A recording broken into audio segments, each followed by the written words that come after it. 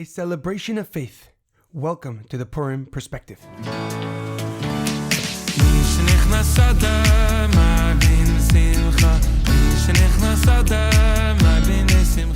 The Purim Perspective is in honor of the complete and speedy recovery of Sasson Betzalel ben Batya, Shaul Ben Berta, Fayga bas Gittel, and Dalit bas Shoshana.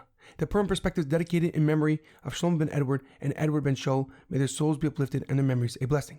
There are many powerful lessons to learn from the Megillah, but there was one I would like to share. The Megillah begins with King Achashverosh having a feast to celebrate 70 years since the destruction of the first temple, the first Beis Hamikdash. The King Achashverosh knew that the Jewish prophets predicted that after 70 years of destruction of the first Beis Hamikdash, the second one was going to be built. And he was afraid that the building of the Beis Hamikdash in Jerusalem, might shake the foundations of his world empire. And according to Achashverosh's calculations, the 70 years of exile ended in the third year of his reign, and yet nothing happened. And he was thrilled because he believed that now the Jewish people would remain his subjects without ever regarding their power or independence. He celebrated with a great feast and adorned his tables with the holy and sacred vessels of the Beis Hamikdash. And as the Jewish people began to arrive for the feast, they saw the holy vessels of the temple on the king's tables, and yet they did nothing.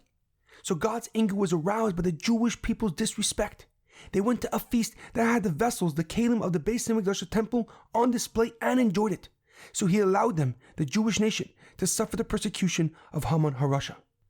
Mordechai, who was the leader of the Jewish people at that time, heard about this decree and began to mourn in the streets and wear sackcloth and ashes to beg God for mercy. When Queen Esther heard what Mordechai was doing, she sent him new clothes to wear. But Mordechai refused and told Queen Esther that she must save the Jewish people. The messenger came back and told Mordechai that Esther has not been called to the king in over 30 days. How could she plead for the Jewish people? Mordechai responded to Esther that if she stays silent and does nothing, relief and deliverance will come to the Jews from another place. However, perhaps you have attained royalty just for this situation and this crisis. Mordechai was encouraging Esther to see the divine providence, the hashgacha pratis of her position, to recognize that this was God's plan all along.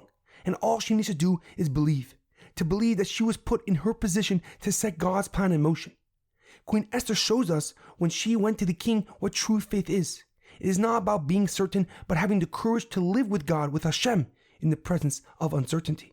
To hear the voice of God in the midst of chaos. To let God guide you on his journey and be the co-author of your destiny. The pasuk says, La Yehudim ha'isa'ara v'simcha Sasson Betzalel. The Jewish people enjoyed light, gladness, happiness, and honor. The Gemara Megillah writes that Arah refers to the Torah because the Jewish people showed their complete and total devotion to God when they repented for their sin of the feast. And they merited a spiritual awakening similar to the one they had by Mount Sinai by the giving of the Torah. May we experience the same spiritual awakening, success, happiness, and prosperity. Have a happy and joyous Purim and a meaningful Shabbos.